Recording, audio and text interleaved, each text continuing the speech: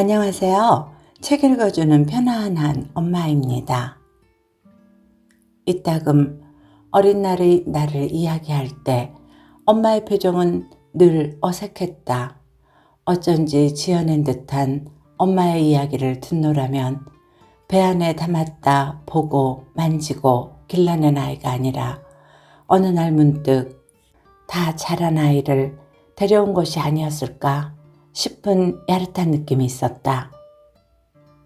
서하진 지음, 슈거 혹은 솔트. H야, 나를 기억하니? 전화 저편에서 남자가 물었다. 기억할 리 없다는 듯, 기억해주기 바라는 듯 남자의 말투가 조심스러웠다. 그의 음성이 낯설지 않다는 것을 느끼는 순간 내 안에서 불쑥 무언가 솟아올랐다. 어두운 터널 저편에서 맹렬한 속도로 달려오는 자동차의 불빛 같은 기억. H라니. 온몸으로 차를 막아서듯 나는 기억을 가로막았다. 날카로운 빛이 관통한 듯 머릿속이 텅 빈 느낌이 일었지만 빛은 천천히 사위고 이윽고 사라져갔다. 어제 우연히 들었어. 여기 있다는 걸. 남자가 거기까지 말했을 때 나는 말했다. 미안합니다만 H라는 이름은 모르겠군요. 평정을 회복한 내 목소리는 차분했고 어조는 단호했다. 가느다란 숨소리와 긴 한숨이 들렸다. 남자가 뭐라 하건 나는 H가 아니었다. 어떤 이야기로 H를 살려내더라도 부인할 수 있었지만 그는 한동안 침묵을 지키고 있었다. 전파를 타고 슬금슬금 뱀 한 마리가 기어오는 듯한 기분이었다. 그 느낌은 아주 고약했다. 이 호텔 가까운 곳에 있어. 잠깐이면 돼. 마침내 입을 연 남자가 말했지만 나는 아무런 대꾸도 하지 않았으며 전화를 끊지도 않았다. 송수하기를 귀에 댄 채 나는 머리에 말았던 클립을 풀기 시작했다. 한 손만으로 풀어내는 클립이 자꾸만 머리카락에 엉켜들었다. 뭔가 잘못하신 것 같아요. 저는 H가 아닙니다. 나는 단정하고 상냥한 목소리를 냈다. 남자가 더 무어라 말을 이을 듯한 즈음이었다. 3개의 클립이 남았을 때 남자는 체념한 듯 전화를 끊었다. 클립을 풀어낸 자리들이 봉긋 솟아올라 막 미용실에서 빠져나온 듯한 나이 든 여자가 거울 속에 있었다. 드라이어로 머리를 풀어내리자 여자의 얼굴은 지친 노처녀처럼 보였다. 나는 프런트에 전화를 걸었다. Good evening. 살가운 음성이 들리자마자 나는 앞으로는 외부 전화를 연결하지 말아달라고 말했다. Anything wrong, miss? 직원이 조심스레 물었다. Nothing wrong. I just want some rest. 내 어투는 퉁명스러웠다. 불쑥 치미는 짜증을 누르며 나는 분홍빛 립스틱과 카키색의 아이섀도우, 복숭아빛 볼터치를 차례로 얼굴 곳곳에 발랐다. 비로소 약간의 생기가 거울 속 여자의 얼굴에 떠올랐다. 아이라인을 그리고 눈썹을 한 올 한 올 밀어 올리며 마스카라를 칠하는 동안 눈매가 살아나고 가슴이 조금씩 뛰기 시작했다. K를 만날 때면 언제나 그러했던 것처럼 옷을 입고 방문을 닫을 때까지도 그 남자의 이름은 생각나지 않았다. 그가 불렀던 H라는 이름조차 그러했다. 오래전 20대의 시절 사용했던 버려지고 잊힌 이름이었다. J-O-E와 같은 이름들, 한때 내 것이었던 이름들이 차례로 떠올랐다. 이름들은 대개 일정 기간 이후 폐기되었고 곤충이 허물벗듯 그 일은 자연스러웠다. 드물게는 비슷한 시기의 다른 장소에서 쓰이는 경우도 없지 않았지만 이름들을 헷갈리는 일은 발생하지 않았다. 집중력이라면 나는 누구에게도 뒤지지 않는 편이었으며 그때의 내게 집중력은 소중한 무기 중의 하나였다. 찰칵 소리내며 방문이 닫혔다. 나는 방문 앞에 걸린 표지판을 확인했다. 방해하지 마시오. 복도 저편에서 룸메이드가 수건과 침대 시트가 가득 담긴 수레를 끌며 내 쪽으로 다가왔다. Good evening, 마담. 메이드가 상냥하게 웃었다. 오늘도 룸메이드는 고개를 갸웃하며 이 방을 지나쳐 갈 것이다. 일주일 이곳에 머무는 동안 나는 한 차례도 룸 클리닝을 하지 않았지만 방은 처음 들어설 때처럼 말끔했다. 시트를 갈지 않았어도 머리카락 하나 떨어져 있지 않았고 주름 없이 반듯하게 정리되어 있었다. 밤사이 히트 위에 널어 말린 수건은 새 것처럼 뽀송했고 처음 그러했듯 화장실 거리 위에 얌전히 얹혀 있었다. 흔적을 남기지 않는 일이라면 나는 누구보다 자신 있었다. 밖에는 비가 내리고 있었다. 도착하던 날부터 하루도 빠짐없이 비였다. 바람도 소리도 없이 비는 늘 그래왔다는 듯 조용히 도시를 적셨다. 겨울에 이 도시는 정말 지겨워. 난로를 켜놓아도 조금도 따뜻해지지 않는 것 같아. K가 청첩장에 적어보냈던 글귀였다. 겨우내 비 내리는 도시의 작은 성당에서 K는 결혼식을 올렸다. 그 남자, K의 남편은 큰 키에 마른 사람이었다. 길고 짙은 속눈썹이 조금 우울해 보이는 얼굴의 남자 옆에서 하얀 면사포를 쓴 파리한 나치 K는 줄곧 웃고 웃었다. 한국에서 급히 날아온 K의 아버지 또한 그러했다. 유학 보낸 딸의 느닷없는 결혼에 대한 서운함 같은 것은 전혀 보이지 않는 그 아버지가 나는 정말이지 의아해서 야속할 지경이었다. 언제나 1등이었던 K, 아름답고 영리하던 K, 세상 그 무엇도 부러울 것 없는, 유학을 마치고 돌아가면 그 할머니로부터 아버지로 이어졌던 유수의 대학 총장이 되어야 할 K. 세탁소집 이민 2세 때문에 그 모든 것을 포기하는 K를 나는 이해할 수 없었으며 결혼식 내내 나는 어린 동생을 먼저 결혼시키는 심술 사나운 언니처럼 굴었다. 짙은 눈썹을 조금 일그러뜨리며 내게 손을 내밀던 K의 남편. 마주 웃는 내 속에 무언가 치밀어 올랐다. 그것이 강렬한 적이었다는 것을 그때 나는 알지 못했다. 저만치 가로에 서 있던 차에서 내리는 긴 머리의 여자, K였다. K는 한달음에 내게로 달려왔다. 예, 롱타임 노시구나. 이게 대체 얼마만이니? 우리 미국식으로 인사하자. K가 나를 안았다. 두툼한 코트 안으로도 느껴질 만큼 K의 어깨가 앙상했다. 포옹을 풀고 나는 한 걸음 물러서서 K를 바라보았다. 너 좀 마른 것 같다. 공연히 가슴이 찡하니 아파왔다. 마르긴 배가 나와서 죽겠구만. 들어본 적 없는 아줌마의 말투였다. 너야말로 말랐네. 요즘 골드미스라더니 네가 그렇구나. 어째 하나도 안 늙었냐? K의 눈이 친절하게 웃었다. 네가 전학해온 애로구나. 하며 손을 내밀던 어린 날 이후 K는 언제나 친절하고 상냥했다. 단 한 번 K를 제치고 1등을 했던 때 야 축하한다 며 등을 치던 K의 음성. 거기에도 친절은 넘쳐나고 있었다. 누구에게나 어떤 상황에서나 친절한 얼굴을 잃지 않을 수도 있다는 것. 그 얼굴이 자연스럽게 그지없다는 것. 그런 사람이 존재한다는 건 정말이지 의아한 일이었다. 어머니는 내게 친절하지 않았다. 어머니는 누구에게도 친절하지 않았으므로 그 사실이 내게 상처를 주지는 않았다. 그 집안 사람들은 언제나 무슨 일인가 화가 난 듯 굴었다. 아침이면 저마다의 방에서 나와 밥을 먹고 학교로 가기까지 그들이 나누는 말은 지극히 간단하고도 명료한 것들이었다. 오늘 저 늦어요. 동아리 모임 있어요. 큰언니가 말하면 어머니는 잠자코 고개를 끄덕였다. 어제 중간고사 꼬리표 나왔다. 약간 놀랐다.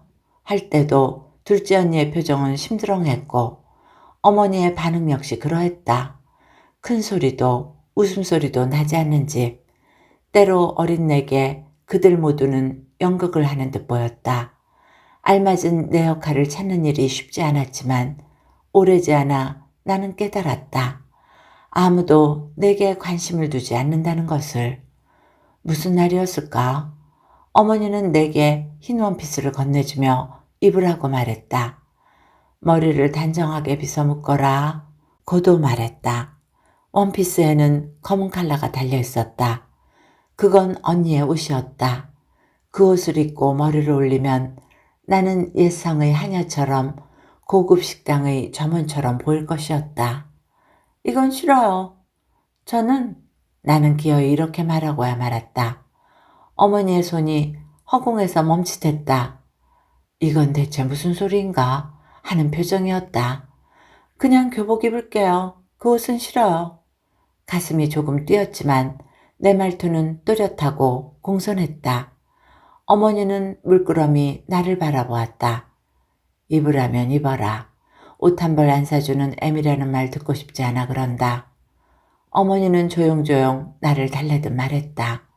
어린아이였으므로 입기 싫은 옷을 입기 싫었으므로 옷 한 벌 사주지 않은 것에 대한 원망이라고 여기게 하고 싶지는 않았으므로 여름새 훌쩍 커버린 내가 가방 속에 바지, 어느 것이나 발목이 달랑 드러나게 길어진 다리가 원망스러웠으므로 나는 너무나 화가 났다.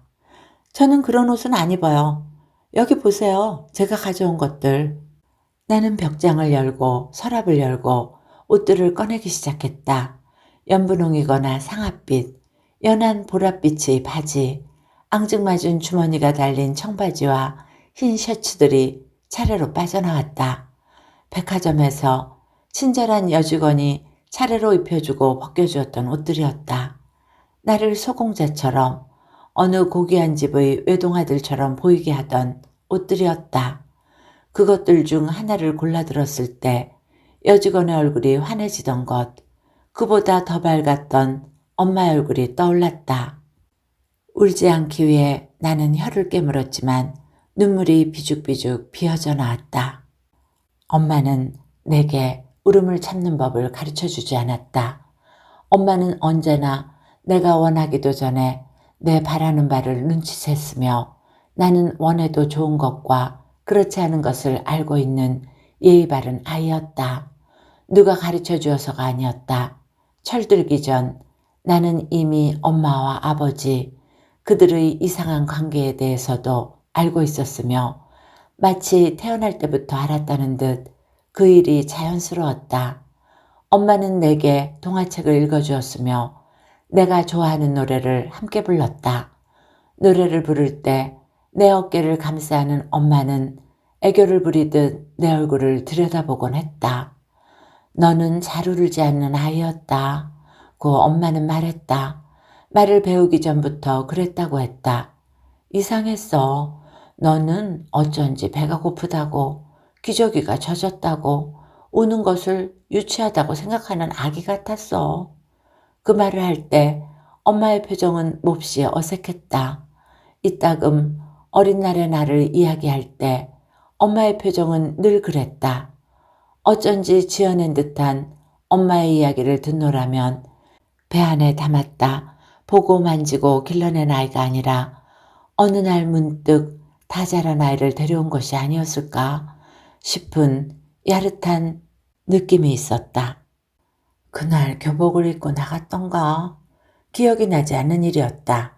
다만 그날 이후 어머니는 내게 아무런 일도 강요하지 않았다. 나는 원하는 것을 참지 않고 말했으며 어머니는 거의 대단히 어려운 것이 아니라면 내가 원하는 것을 들어주셨다. 그럴 때 어머니의 표정은 단지 성가신이를 피하고 싶을 뿐이란다 라고 말하는 것 같았다. 새 언니는 그런 나를 신기하게 바라보았지만 그에 대해 별다른 불만을 표시하지 않았다. 표현하지 않는 사람들, 그들은 나의 엄마와는 너무나 다른 사람들이었다. 하나의 세상을 건너 다른 세계로 가야 했던 그해 봄과 여름, 가을이 지나기까지 고작 13살의 여자아이에게 그 시간은 길고 지루하고 무서운 날들이었지만 나는 알았다. 피할 수 없는 시간이라는 것, 살아남기 위해서 내가 나이기 위해 이겨내야 하는 날들이라는 것을. 우리 어디 가서 밥 먹자. 너 배고프지? 한식 먹어야 하니? 차에 오르며 K가 물었다. 아니, 꼭 그러지 않아도 괜찮아. 나는 사실 전혀 배가 고프지 않았다. 시간이 얽히면서 오만의 기관들도 혼란을 겪는 것인가? 이 도시의 닿은 일에 시장길을 느낀 적이 없는 것 같았다. K는 러시아어의 혼란 속으로 차를 몰았다. 운전대를 잡은 K의 하얀 손가락 위로 푸른 핏줄이 도드라졌다. 그러니까 출장이라고 했지? 일은 다 본 거야? 언제 가는 거야? 이것저것 물으면서도 K는 빠른 속도로 차들 사이를 빠져나가고 있었다. 좀 멀어도 괜찮겠지? 이 동네는 한국 사람이 너무 많거든. 변명처럼 K가 말했다. 나는 K를 이해했다. 하객이 많았던 K의 결혼식. K의 이혼은 이곳에서도 화제였을 터였다. 참, 너 무슨 출판일 때문에 왔다고 했지? 아직 예전 거기서 일하는 거야? K가 말하는 예전 거기는 이미 오래전에 사라졌다는 말을 나는 하지 않았다. 잠원, 투이, 수필집을 주로내던 그곳에서 내 직함은 편집장이었다. 세기말의 어지러운 분위기 속에서 사람들은 주식과 아파트를 찾아 눈을 굴리면서도 착한 사람들의 이야기가 실린 책을 손에 들고 다녔다. 지하철에서 고개를 돌리기만 하면 내 손이 간 책을 만나던 시절이었지만 좋은 시절은 오래가지 않았다. 건물을 올릴 만큼 잡지를 창간할 만큼 떼돈을 벌었다는 풍문이 돌던 그 가을의 어느 아침, 사장이 몰래 달랑 핸드백만 든 차림으로 캐나다로 달아난 때문이었다. 아내의 부재를 알게 된 그 남편이 바보처럼 순진한 얼굴을 나타냈을 때 사장이 떠난 사무실에는 돈과 욕망이 얽힌 지루한 소문만이 남아있었다. 그들 부부가 막 이혼 소송에 돌입할 단계였다거나 그 모든 일이 누군가 남편에게 전한 이메일, 거기 담긴 낯선 남자와 그 아내의 오래고도 역겨운 관계 때문이었다는 사실을 사람들은 알지 못했다. 그 남편의 멍한 얼굴을 나는 오래도록 똑바로 바라보았다. 나는 조금도 죄의식을 느끼지 않았다. 코앞에 디밀어도 보지 못하는 사람들, 길을 알려주어도 가지 못하는 이들, 그런 사람들이 나는 싫었다. 그런 이들이 불행을 맞는 것은 당연한 일이었다. K가 차를 세운 곳은 부둣가였다. 주차장 저 끝쪽으로 바다가 펼쳐져 있었다. 인디언 마을을 통째로 옮겨온 듯한 장소였다. 전망이 괜찮지? 미리 말하는데 음식은 좀 그래. 자리에 앉은 K가 장난스러운 표정을 지었다.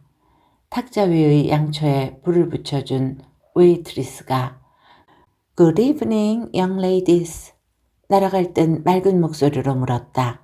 K의 얼굴이 환해졌다. 여기 굴튀김은 먹을만해. 너 굴 좋아하잖아. 또 우리 술 마시자. 너 와인 할래?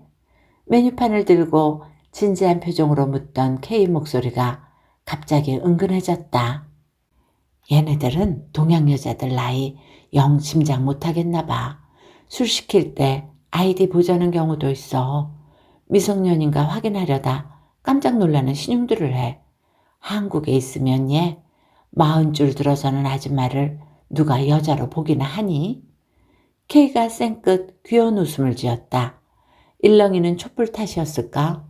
긴 머리의 37의 K는 정말 영레이디처럼 보였다.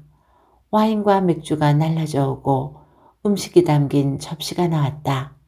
우리 건배하자. 반갑고 고마워. 이렇게 와줘서. K의 와인잔과 내 맥주잔이 부딪혔다. 검은 맥주는 진하고 쓴맛이 났다. K와 마주 술잔을 나눴던 것이 언제였을까? 대학 시절? 여인 몸에 어울리지 않게 K는 술꾼이었다. 함께 마신 이들이 취하고 울고 싸움을 벌여도 K는 말짱한 얼굴로 잔을 기울이다 눈물을 닦아주고 택시를 불러 누군가를 태워보내고 지갑을 열어 술값을 계산했다. 와인잔을 기울이는 K 손목에서 가느다란 팔찌가 찰랑 소리를 냈다. 그녀는 여전히 우아하고 아름다웠다. 어제 엄마랑 통화하면서 네 얘기를 했어. 엄마가 그러시더라. 너보다 낫다. 출국 전 공항에서 걸었던 전화를 두고 하는 말인가 했지만 그게 아니었다. 나는 사실 잘 몰랐어. 우리 엄마. 너도 알잖아. 나한테 시시콜콜 이야기를 잘 안 해. 네가 온다더라 하니깐 그제야 그동안 이랬네 저랬네 하는 거야. 놓친네 참. 한껏 비아냥거리듯 말했지만 K의 엄마, 그녀는 결코 놓친네라 불릴 수 있는 여인이 아니었다. 솔직히 말하면 나는 정말 우리 엄마한테 콤플렉스가 많았어. 도대체 그 나이에 그렇게 간드러지는 목소리는 뭐니? 에고 닭살이야. 몸을 떠는 신용을 해보인 K가 헤헤 아이처럼 웃었다. K 집에 처음 갔던 때 우리는 중학교 1학년이었다.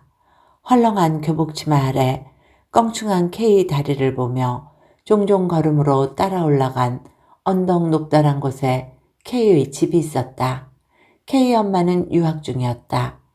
그건 침엽수가 촘촘한 멋진 정원보다 세련된 할머니보다 영화에서 본 듯한 커다랗고 검은 개보다 더욱 놀라운 사실이었다. 해외여행이 자랑이던 시절 엄마가 3남매를 둔 안하기, 남편과 시모를 모시는 여자가 유학이라니? 그런 얼마 후 만난 K의 어머니는 유학 중에 어울리게끔 날씬하고 아름답고 지성적인 여자였다. 우리 엄마가 공부도 잘하고 유학 갔다 와서 금방 교수 되고 그러고도 아버지 동무한다고 배운 골프는 또 얼마나 잘 치는 줄 아니? 도대체 무슨 그런 사람이 있냐? 나도 공부 잘했잖아. 교수는 뭐 하기 싫어서 안 한 쪽이고. 골프도 시작해봐. 너 굉장히 잘할 것 같은데? 나는 짐짓 위로하는 척 말을 건넸다. 사실 나도 좀 치긴 한다며 배시시 웃던 K가 눈을 동그랗게 떴다. 그것뿐 아니고 너 우리 엄마 조각하는 건 아니? 2번의 전시회, 오프닝 때마다 꽃을 안고 찾아갔지만 나는 그에 대해 말하지 않았다. 전시회 내내 K의 어머니는 나를 옆에 두고 누군가 물으면 아, 우리 딸이에요 하고는 나를 보고 찡긋 눈짓을 했다. 그냥 취미로 했다는데 정년 후 데뷔해서 말이야. 그런데 무슨 미전이라나 상도 타고 어디 신문에도 나고 그랬다는 거야. 서울 집에 가면 정원에 그 있잖아. 벌거벗은 소녀나 물통 머리에 이고 가는 아줌마 비슷한 거. 그런 게 쫙 깔렸어. 벌거벗은 소녀는 없었지만 나는 모르는 척 K의 이야기를 들었다. K의 어머니는 여인들만을 빚었다. 저고리 혹은 유럽 농노의 아내가 입었을 법한 소박한 드레스의 여인들은 수수하고 푸근해 보였다. 설날이었던가? K의 집을 방문했을 때 잎을 다 떨어낸 낙엽송과 소나무 사이에서 전날 내린 눈을 이고 서 있던 그 여인들은 한결같이 아름다웠다. 얘들만 해도 그렇지. 내 동생 둘이 하나는 교수되고 하나는 의사하고 거의 완벽하잖아. 무슨 사람이. 나는 정말 우리 엄마 정이 안 가. K의 눈망울이 반짝 빛을 냈다. 그 빛이 그리움인지 미움인지 나는 잘 알 수 없었다. 교수인 동생이 곧 그 대학의 총장이 되리라는 것은 K도 알고 있을 터였다. 원했다면 K는 그 자리에 앉을 수 있었다. 그러니 K 입에서 깊은 한숨이 흘러나왔다. 우리 엄마한테는 내가 유일한 흠일 거야. 그렇지 않아 라고 내가 말했다. 너희 엄마 그런 내색하시는 거 한 번도 뵌 적 없어. 너 하는 일 대단히 자랑스러워 하시던걸. 그러니까 K가 돌연 소리를 질렀다. 옆자리의 남자가 우리를 돌아보았다. K는 고개를 까딱해 보이고는 쌩끗 웃었다. 남자가 마주 미소를 지어 보였다. K 목소리가 낮아졌다. 그러니까 내가 싫다는 거지. 무슨 엄마가 딸 이혼하겠다는데 이유가 뭐니? 딱 한마디 묻고는 그렇구나 한 다음에 끝인 거야. 신용으로라도 말려야 하는 거 아니니? 엄마는 말이지 사랑해서 결혼한 사람이랑 어떻게 헤어질 수 있는지 도무지 이해를 못하는 거야. 그러니까 그거 있잖아. 사랑이 어떻게 변하니? 그런 거지. 내가 하는 일 동남아 여자들이나 홈리스들 매 맞는 사람들 상담하고 케어하는 거 그게 뭐 대단히 거룩한 일이라고. 전화하면 일 얘기만 묻는 거 있지? 내가 여기서 웬 금발이랑 사귀기라도 할까봐 노심초사한 줄 다 아는데 그런 말은 뻥끗도 안 해요. 글쎄. 이혼이 그렇게 만든 것일까? 이처럼 흥분한 K는 처음이었다. 누군가에 대한 험담을 하는 K를 본 기억 역시 내게는 없었다. 와인 2잔에 벌써 취했을 것 같진 않고 너 재미있는 모양이구나. 글쎄 하던 K는 마침 지나던 웨이트리스를 불러 냉수 한 잔을 부탁했다. 이런 얘기 누구한테 할 수도 없고 하려고 마음먹은 적도 없어. 그냥 너 보니까 반가워서 하는 말이야. 어쨌거나 내가 여기서 기타를 좀 배웠거든. 나 그룹으로 발표회도 하고 그랬어. 그러면서 은근히 요건 내가 좀 앞서간다 생각했는데 떡하니 우리 엄마가 조각을 한다지 뭐야. 그래서 내가 포기했지. 에고 모르겠다. 생긴 대로 살란다 하고. 조금 쓸쓸해진 K의 얼굴을 가리며 웨이트리스가 물잔을 내려놓았다. K는 천천히 쓴 약을 삼키듯 물 한 잔을 다 비웠다. 여긴 서울처럼 대리운전 그런 거 없잖아. 1시간에 와인 한 잔. 그게 정량이야. 음주 단속 안 걸리려면. 와인 2잔 이상 마셨을 때는 어떻게 하는가 내가 물었다. 친구를 부르거나 뭐 그러는 거지. 친구? 남자? K가 키키 소리내어 웃었다. 너도 궁금하구나. 이혼 5년차 여자가 애인이 있는가? 있다면 누굴까? 그래도 너 그 참을성은 여전하다 얘. 그걸 인제 물어보냐? K의 표정, K의 눈빛, 그 찰랑이는 머릿결. 누군가 보아주고 만져주는 이가 있다는 걸 왜 그제야 눈치챈 것일까? 나는 등을 고추세우고 몸을 바로 했다. 긴장감이 목을 타고 올라왔다. 모르는 사이 숨이 가빠지는 것 같았다. 여기 사람이구나? 내가 물었다. 어떻게 알았어? K의 눈에 장난기가 실렸다. 한국 남자들 중에 네 상대가 있겠니? 본토에서도 찾기 힘든데. K가 까르르 웃음을 터뜨렸다. 그뿐 K는 그 상대에 대해서 더 이상 말하지 않았다. 금발일까? 흑인일까? 어쩌면 스페니쉬일 것도 같았다. 가슴이 아팠다. 이곳에서 이곳의 남자와 어울리는 것이 당연하다 싶으면서도 한 번 일어난 통증은 쉽사리 가시지 않았다. 내 얘기만 했잖아. 너는? 니네 엄만 잘 계시지? 너더러 결혼하라고 성화 안 하셔? 나는 가만히 K를 바라보았다. 가슴에는 여전히 할 일 없는 통증이 남아있었다. 돌아가셨어. 작년 겨울에. 황망한 표정이 K의 얼굴에 떠올랐다. 유방암이었다. 수술했지만 재발했다고 내가 말했다. 재발 후 어머니는 투약을 거부했다.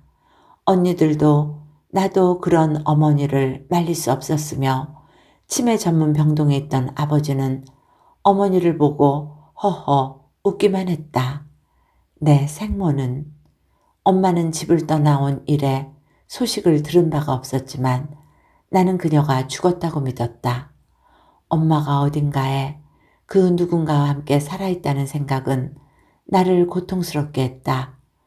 죽지 않았다면 그처럼 발랄한 사람이, 속의 것을 잠시도 담아두지 못하는 사람이 그토록 오래, 그처럼 긴 시간 내 시야에서 사라진다는 것, 그건 결코 있을 수 없는 일이었다. 몰랐어. 그런 일이 있었구나. K의 표정이 처연해졌다. 어머니는 추운 날 새벽 잠자듯 눈을 감았다. 나는 홀로 어머니의 임종을 지켰다. 죽은 어머니의 얼굴은 생전에 그랬듯 엄숙해 보였다.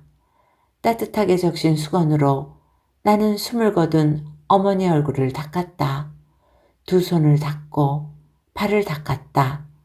말끔해진 어머니는 한결 편안해 보였다. 어린 나를 받아들이고 내게 울지 않는 법을 가르쳐준 여자의 이른 죽음이 나는 다행스러웠다.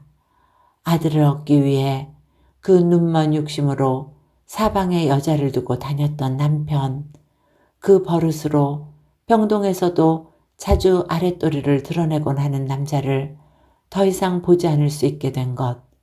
나는 어머니를 대신해 그 사실을 기뻐했다. 잠옷 아래 두 다리를 반듯하게 모은 후 나는 언니들에게 전화를 걸었다. 누구나 죽잖아. 편안하게 가셨어. 그 말투 여전하구나. K가 비스듬히 나를 바라보았다. 가끔 궁금할 때가 있었어. 저 애는 어떻게 저리 초연할까? 너 진짜 조숙했잖아. 요즘 말로 쿨하다는 거 꼭 그랬어. 너 때문이었다. 너의 그 친절함 때문이었다. 라고 말한다면 K가 어떤 표정을 지을지 궁금했지만 나는 그러지 않았다. 내가 원래 표현이 서툴잖아. 너 순발력 좀 떨어지는 건 내가 알지만 표현은 아냐. 아, 그렇지. 하는 듯 K 눈이 반짝 빛났다. 너는 말 대신 표정으로 아니면 눈빛으로 말하는 것 같아. 말하고 나니까 무지 근사하다. 어느 결에 밝은 얼굴을 회복한 K가 말했다. 변화하는 순간 어떤 사실을 인지한 그 찰나 감정을 드러내는 것이 순발력이라면 K의 말은 옳았다. 어린 내게는 K의 그 친절이 거의 경이로웠으므로 K를 대할 때면 나는 늘 어색하고 서먹했지만 K의 태도는 조금도 달라지지 않았다. 어느 오후 하굣길이었다. 눈이 쌓인 학교 앞 언덕. 저만치 앞서가던 K가 돌아서는가 하는 순간 하얀 눈뭉치가 내 얼굴을 향해 날아왔다. 나는 멀거니 서서 눈뭉치를 맞았다. 머리를 적신 눈이 얼굴 위로 흘러내렸다. 그건 조금도 차갑지 않았다. 나는 천천히 K를 향해 걸어갔다. 너도 내게 던져야지 바보야 라고 K는 말했다. 나는 정말 바보처럼 웃었다. 가만히 내게 다가온 그 애의 손이 느닷없이 교복 앞섭으로 쑥 들어오고 깍 소리가 날 만큼 차가운 손이 목덜미를 스치던 그 순간 소리를 지른 것은 내가 아닌 K였다. 그 애는 까르르 웃음을 터뜨리며 언덕 저편으로 달아났다. K를 바라보며 나는 멀거니 서 있었다. K의 손에 묻었던 눈이 가슴골을 타고 녹아내렸다. 달아나는 K는 아름다웠다. 서러운 듯 슬픈 듯 내 가슴에 바람이 불었다. 온몸이 흐득 떨리게 차가운가 하면 아득하니 정신을 놓을 듯 어지러웠다. 그것은 전혀 경험한 적 없는 종류의 낯선 감정이었다. 나는 혼란스럽고 두려웠다. 너는 네 얘기 좀 해. 결혼을 안 했어도 남자친구는 있을 거 아냐. 갑작스러운 질문이었다. 예, 너는 무슨 수처녀 같은 표정이니? 너 학교 다닐 때 따라다니는 남자들 많았잖아. K는 잘못 알고 있었다. 그 남자들이 따라다닌 것은 내가 아니었다. 그들은 언제나 나와 함께 있는 K를 알고 싶어 했다. 나는 일찍 결혼했잖아. 사실 결혼하고 나니까 연애다운 연애 한번 못 해봤다 싶더라니까. 너 그거 연애였잖아. 아니었어? 나도 모르게 심술궂은 음성이 튀어나왔다. 함께 유학길에 올랐지만 나는 홀로 돌아가야 했다. 그 남자를 만나기 전 K와 나는 자주 10시간 거리의 길을 번갈아 차를 달려 서로가 있는 도시를 향했다. 아니, 그렇게 결혼으로 꼴이 나는 거 말고 말이야. 애잔한 사랑, 그런 거. K의 얼굴이 쓸쓸해졌다. 어쩌면 K의 남자는 유부남인 것일까? 사람들은 어째서 남자와 여자는 사랑에 빠지고 헤어날 수 없는 구덩이로 스스로를 몰고 가는 것일까? 애잔한 사랑을 하는 이들, 만나지 않았어야 할 사람들의 이야기라면 나는 알 만큼 알고 있었다. 가령 아버지에 관한 일을 이야기할 때 엄마는 말했다. 세상에는 그저 좋아서 함께 사는 사람들도 있단다. 어떤 사람이 먼저 결혼을 해버렸는데 그건 물릴 수가 없거든.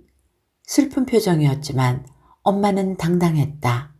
나를 그 집으로 보낼 때도 그랬다. 너는 잘할 수 있을 거야. 엄마는 몇 번이고 같은 말을 몇 날이고 거듭하면서 내 옷가지를 챙기고 내 책을 골라내며 짐을 꾸렸다. 왜 계속 엄마와 함께 살 수 없는가? 나는 묻지 않았다. 아무도 가르쳐주지 않았지만 묻지 않아야 한다는 걸 나는 알았다. 청승맞은 표정을 보고 싶지 않아서 나는 엄마가 무슨 말인가 할라치면 앞서 말을 자르곤 했다. 거기 가면 언니가 셋 있단다 하면 나는 말했다. 사이좋게 지낼게. 그 언니들의 어머니가 계시는데 걱정 마 엄마라고 부를게 하는 식이었다. 엄마는 명랑하고 낙천적인 사람이었다. 예쁜 얼굴에 어울리는 미소와 애교를 부릴 줄 아는 귀여운 사람이었다. 엄마에게도 무언가 남은 것이 있어야 하지 않겠는가. 어린 나는 생각했다. 나를 보내고 명랑함마저 잃는다면 엄마가 너무 가엾었다. 명랑하고 사랑스러운 엄마를, 하굣길의 나를 숨죽여 기다리는 엄마를 몰래 만나는 상상은 슬프고도 달콤했다. 연애하면 좋지. 너 예뻐진 거 보니 알겠다 뭐. 나는 다시 화살을 K에게로 돌렸지만 K는 받지 않았다. K도 나도 한동안 입을 열지 않았다.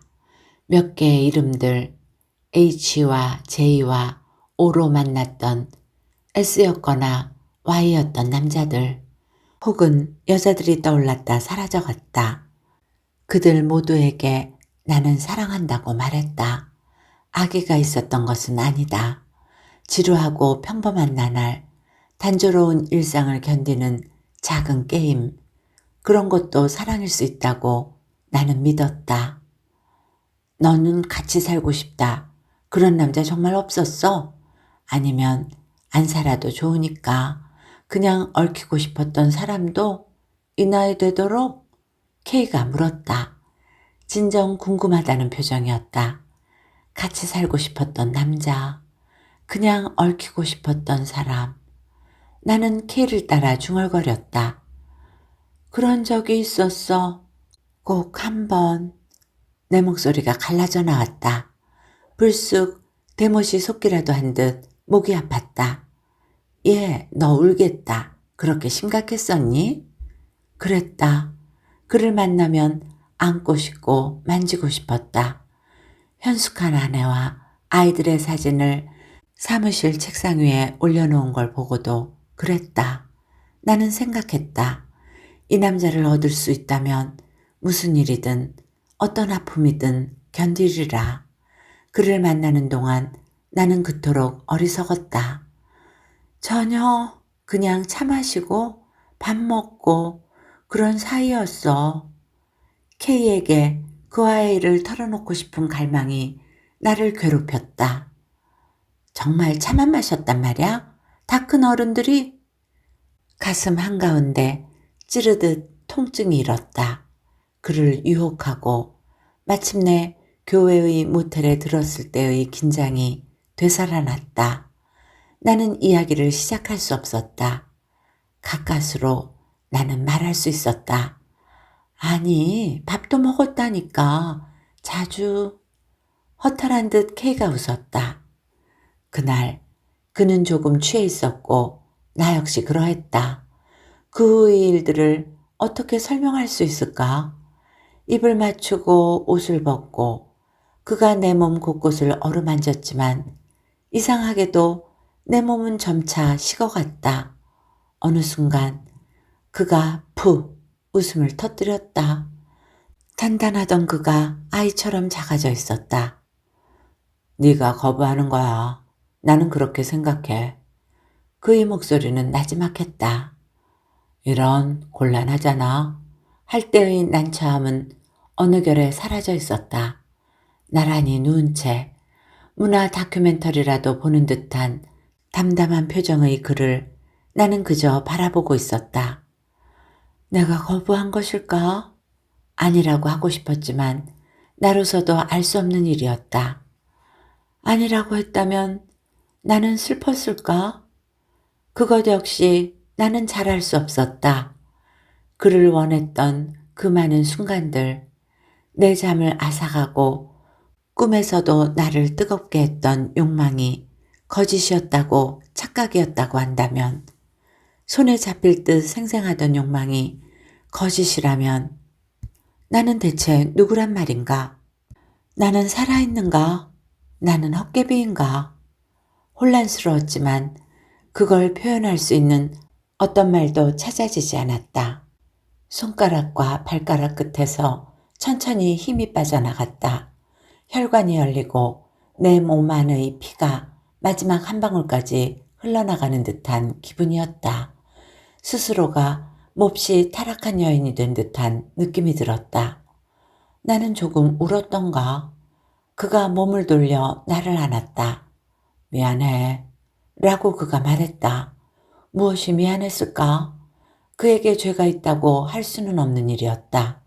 그저 지나가는 말처럼 귀엽다 했던 것, 운전대를 잡은 손이 예쁘다 고 했던 그 사소한 일, 술에 취해 내 등을 쓸어내렸던 그의 손이 따뜻했던 것이 그의 잘못은 아니었다.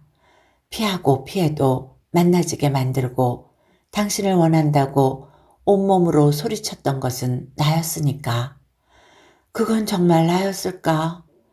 그의 품 안은 따뜻했지만 내 가슴은 더 이상 뛰지 않았다. 나는 그와 처음 만났던 날로 돌아가고 싶었다. 천천히 다시 시작하고 싶었다. 매 시간, 매 순간을 다시 메우고 싶었다. 그의 마음을 얻지 못하더라도 그 맹렬하고 선명하던 욕망을 다시 만나고 싶었다. 허무하고 안타까운 내 마음과는 상관없이 등을 쓸어내리는 그의 손길은 무심하고 부드러웠다. 그것은 오누이처럼 조용하고 따뜻한 포옹이었다. 앞뒤 맞지 않는 전혀 이해할 수 없는 꿈속 같은 장면이었다. Anything you need more? 웨이트리스가 다가왔다.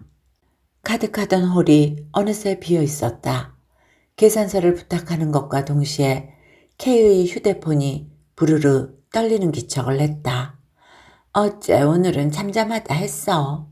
K의 아들이었다. 아니야, 엄마 친구. She just came from Korea. No, she's my best friend. Don't worry. I won't be late. K의 영어 발음에는 약간의 비음이 섞여 있었다. 그 남자, K의 남편과의 대화를 듣는 듯한 착각이 일었다. 통화를 마친 K가 피식 김 빠지는 소리를 내며 웃었다. 우리 아들 가장 노릇하려 들어. 걔가 11살이잖아. 나 이혼할 때 철 모르는 것 같았는데 그렇지도 않았나 봐. 잠이 안 와서 도무지 잠이 들지 않아서 방을 나서면 그 애가 오독하니 앉아있는 거야. 거실 소파에. 왜 안 자고 그러고 있어? 물으면 애가 그래. 엄마가 안 자면 나도 안 자요. 그러면 저랑 나랑 한 침대에서 꼭 끌어안고 잤어.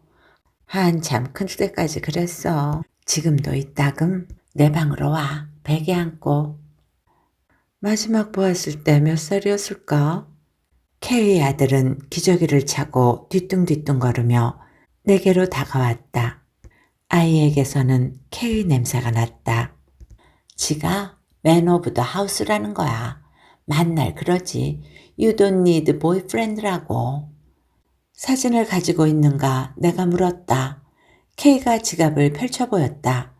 하얀 얼굴의 남자아이였다. K를 닮은 것은 그뿐인 듯 아이의 얼굴은 낯설었다. 뭐든 다 알아야 하는 아이야. 아빠랑 많이 닮았어. 그 사람이 그랬거든. 스스로에 대해서도 뭔가 모호한 것을 참지 못했어. 나는 그렇잖아. 나는 뭐 이럴 수도 있고 저런 사람도 있고 쓸데없는 일 하면서 시간 죽일 수도 있고 어떤 이들에게는 그런 방식으로 살아가는 일이 불가능하다는 것을 K는 아직 모르고 있었다. 그 사람은 글쎄 처음에 그게 멋져 보였던 것 같아. 완벽해 보였어. 아니 실제로 완벽했어. 에이 엑스허즈 얘기는 안 하는 게 이혼녀 철칙인데 너 때문에 오늘 깼다. K가 모르는 사실은 더 있었다. 완벽했다는 남자, 그 완벽함이 그를 망가뜨렸다는 것. 그날 우리는 호숫가에 있었다. K의 집 근처였다. K와 나, K의 남편 손에는 저마다 낚싯대가 들려 있었지만 호수는 고요하기만 했다.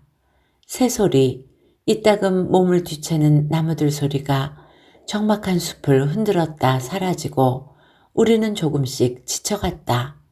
먼저 낚싯대를 내려놓은 것은 K였다. 풀밭의 바구니를 뒤적이던 K가 에휴 한숨을 쉬었다. 고기를 잡아 한국식 매운탕을 끓여보겠다는 계획이었으므로 바구니에 담긴 것은 김치 몇 조각이 전부였다. 나는 아사 직전이야. 집에 가서 뭐 먹을 것 좀 가져올게. K의 모습이 길 저편으로 사라지자 주위가 순간 정적에 쌓인 느낌이 들었다. 낚싯대를 놓고 돌아선 그가 보온병을 열고 물었다. 커피 마실래요? 묻는 순간 그의 표정이 기묘하게 일그러졌다. 그날 아침 그의 커피에 나는 설탕 대신 소금을 넣었다. 소금과 설탕은 똑같은 코르크 마개의 똑같은 병에 들어있었다. 슈거, 솔트라고 적힌 K의 동글동글한 글씨를 보면서 나는 소금 쪽의 병을 집었다. 오믈렛을 만들고 있던 K는 마침 다가온 고양이를 어르느라 내 쪽을 보지 않았다. 살짝 입에 대어본 커피는 짜고 쓰고 뭐라 말할 수 없는 야릇한 맛이 났지만 나는 잠자코 그의 앞에 잔을 내려놓았다. 한 모금 커피를 마신 그의 얼굴에 기묘한 표정이 떠올랐다. 기름이 덜 달궈졌나? 오믈렛이 좀 느끼하지 않니? K가 물었다. 아니, 괜찮은걸? 수프도 훌륭하고 너 젬병인 줄 알았더니 제법 살림하는구나.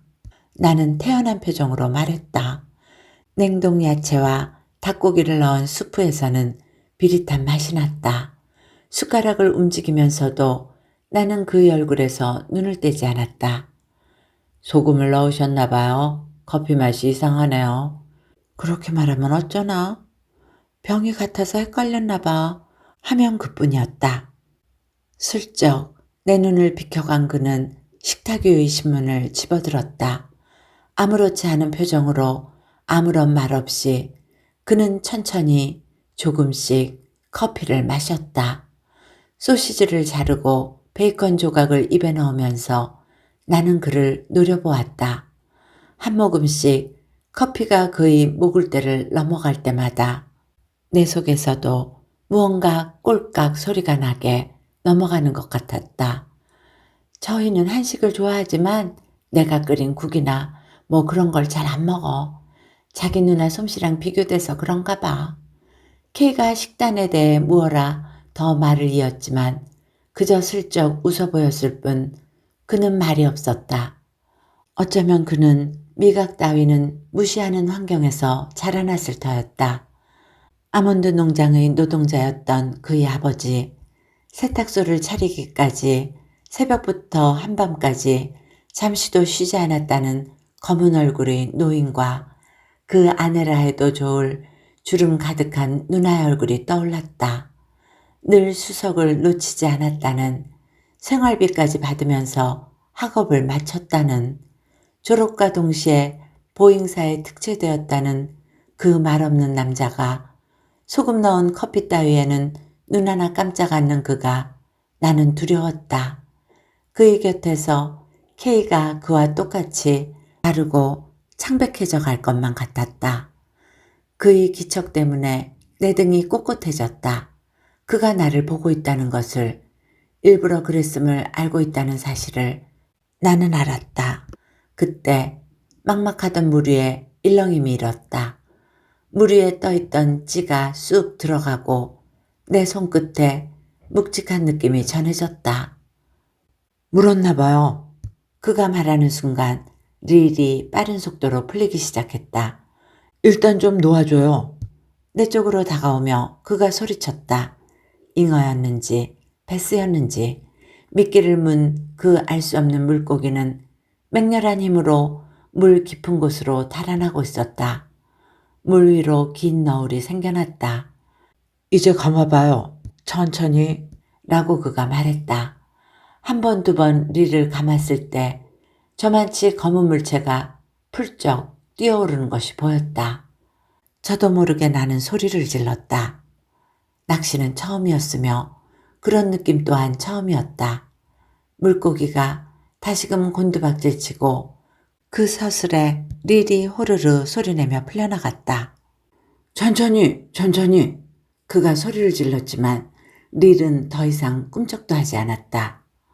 어디 걸렸나? 등 뒤에 다가온 그가 팔을 뻗어 낚싯대를 잡았다.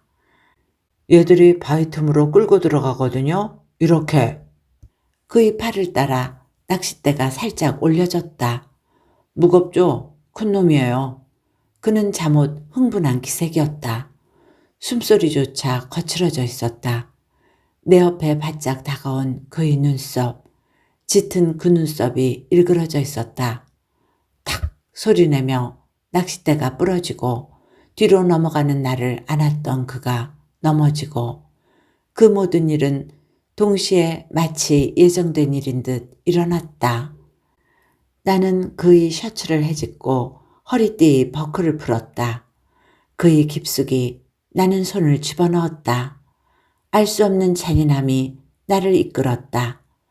풀숲에서는 차가운 바람이 불었다. 그의 마른 등을 안고 올려다보았던 하늘은 가없이 푸르고 아름다웠다. 저만치 나무 아래를 지나던 사슴이 물끄러미 우리를 보고 있었다. 나는 K가 사라진 길 쪽을 보며 K가 나타나기를 혹은 나타나지 않기를 기다렸다. 놓여온 듯 화가 난 듯 사납던 그의 움직임이 멎고 그는 막막한 눈으로 나를 내려다보았다. 그가 내 머리 위로 손을 뻗어 머리카락에 붙어있던 낙엽을 떼어냈다. 피처럼 붉은 단풍이었다. 저기 물가에 잠깐 갈래? 나 담배 한 대 피우게. 나는 K를 따라 길을 걸었다. 바의 불빛이 꺼진 길은 어두웠다. 거센 바람 때문에 라이터의 불길이 좀처럼 붙지 않았다. 나는 K의 옆에 바짝 붙어서서 외투를 벌렸다. 내 외투 안에서 고개를 숙이고 K는 신중하고도 조심스럽게 불을 붙였다. 내 것도 라고 내가 말했다. 언제부터야? 너 담배 피우는 여자 싫어했잖아? K가 반색을 했다. 언제부터였을까? 나는 기억할 수 없었다. 호숫가에서의 오후가 지나고 다음 날 나는 이 나라를 떠났다. 그 후로도 몇 해인가 K의 곁에 머물렀던 K의 남편은 결국 그녀의 곁을 떠났다. 말보로 라이트, 나는 이 담배가 좋아. 강하고 독한 맛이 나는 담배였다. K의 남편 역시 그것을 피웠다. 집 뒤뜰에서 아이 몰래 담배를 피워 머리에 샤워캡 쓰고 손에는 장갑 끼고 처절하지? 맨 오브 더 하우스라 자칭하는 남자아이가 나는 문득 그리웠다. 비는 그쳤지만 여전히 물기를 머금은 밤 공기가 축축했다. 그이는 금방 재혼했어. 아이도 있다지 아마. 담담하게 말하는 K의 손이 떨리는 것을 나는 지켜보고 있었다. 왜 그랬는지 지금도 나는 알 수 없어. 갑자기 딴 사람이 된 것 같았다는 K 말을 나는 잠자코 들었다. 유일한 사치였던 낚싯대를 잡지 않았다는 이야기를 들었다. 아이 때문에 이따금 통화를 나눈다는 이야기를 들었다. K의 어조는 나지막하고 슬프고 단조로웠다. K에게 그는 엑스허즈가 아닌 것 같았다. 애인이 있다는 것도 거짓이라는 느낌이 강하게 들었다. K는 영원히 알 수 없을 것이었다. 왜 그랬는지, 어째서 그런 일이 벌어졌는지. 후회하는 건 아냐.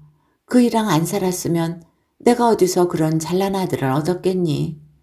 이 나라에 안 왔으면 내가 언제 홈리스니 그런 사람들한테 관심이나 있었겠니. 다 타들어간 꽁초를 멀리 던지며 K가 말했다. 팥팥 불꽃이 튀었다 사라져갔다. K의 남편, 작고 마르고 가엾어 보이던 그의 뒷모습이 떠올랐다 사라져갔다. 내일 아침 비행기라 했지? 언제 또 보니? 곧 또 올 일이 있겠지 라고 내가 말했다. 다시 K를 찾게 될는지 그때 나를 H라 부르던 그 남자를 또다시 만나게 될는지 K와 그 남자, 그 기억들을 다락방에 넣듯 잊게 될는지 나는 알 수 없었다. 나는 K를 따라 허공으로 꽁초를 던졌다.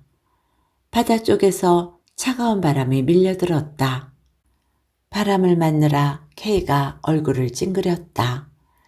일그러진 얼굴의 K는 갑자기 나이든 여인으로 보였다.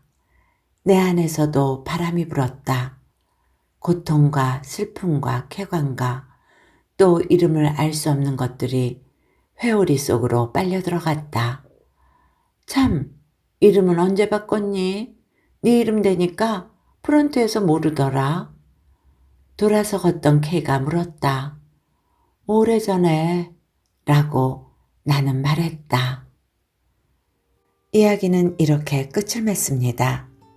평생 질투와 동경의 대상이었던 베스트 프렌드인 K의 남편을 유혹한 그녀. 그 치명적인 유혹의 힘은 언제나 모든 면에서 자신을 압도했던 K를 향한 알 수 없는 잔인함일 것입니다. 좋은 시간이 되셨기를 바라며 오늘도 행복하세요.